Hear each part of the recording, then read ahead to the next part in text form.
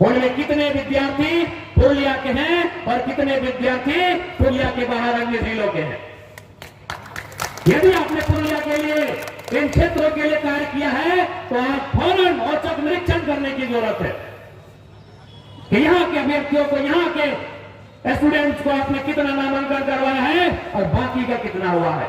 देखिए, एक बात स्पष्ट जानिए, चाहे कोई राज्य हो, चाहे कोई देश हो, सब समान नहीं होते हैं। पुरुलिया एक ग्रामीण परिवेश में अब जीवन यापन करने वाला क्षेत्र है। हम कलकत्ता और पुरुलिया की तुलना नहीं कर सकते हैं। कलकत्ता में 10 किलोमीटर के क्षेत्रफल में करोड़ों की आबादी बसती है। बसती है कि नहीं बसती है? पुरुलिया में हजारों वर्ग किलोमीटर में फैला हुआ क्षेत्रफल होगा, लेकिन वहां लाखों की आबादी है। तो हम पुरुलिया और कलकत्ता की तुलनात्मक अध्ययन नहीं कर सकते हैं। पुरुलिया ग्रामीण परिवेश को जीता है, पुरुलिया खेत खलिहान को जीता है, पुरुलिया धान को जीता है, पुरुलिया गांव की परंपरा को जीता है। तो इसलिए आज इस क्षेत्र में बसाव करने वाले वे लोग जो कालखंड से एक लंबी लड़ाई, वो लड़ाई महाजनी प्रथा के खिलाफ थी, वो लड़ाई शोषण के खिलाफ थी, वो लड़ाई पुलिसिया दमन के खिलाफ थी।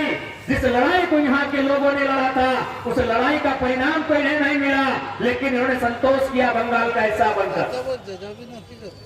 तो आज दीदी को इसका जवाब देना होगा, बिल्कुल देना होगा, और नहीं तो इस बार जंगल महल की वादियों से एक आवाज आएगा और उस आवाज से पूरा बंगाल हिलेगा।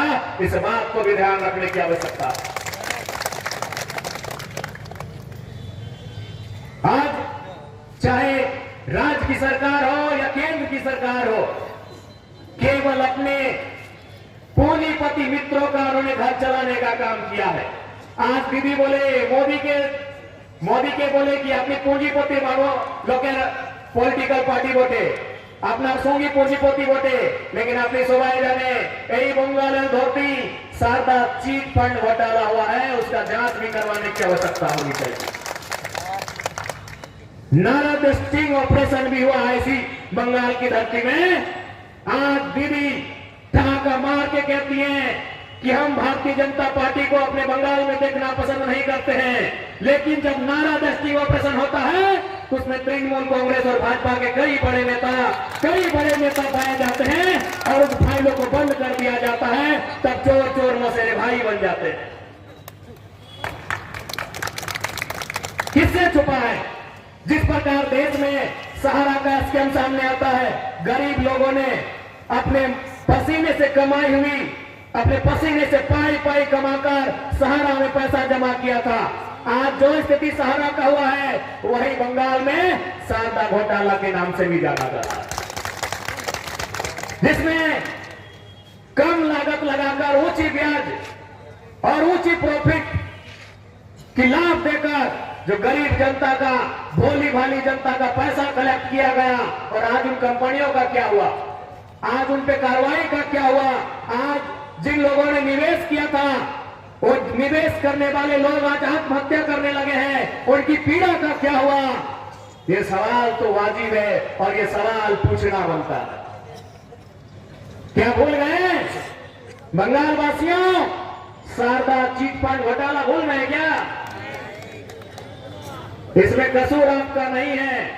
आज देश की राजनीति ने जनता के स्तर को इतना कम कर दिया है, वो अपने दिनचर्या के जीवन में, वो अपने दैनिक जीवन में फंसकर उलझकर रह जाते हैं कि उन्हें इतने बड़े घोटाले बहुत कम समय में भुला दिए जाते हैं।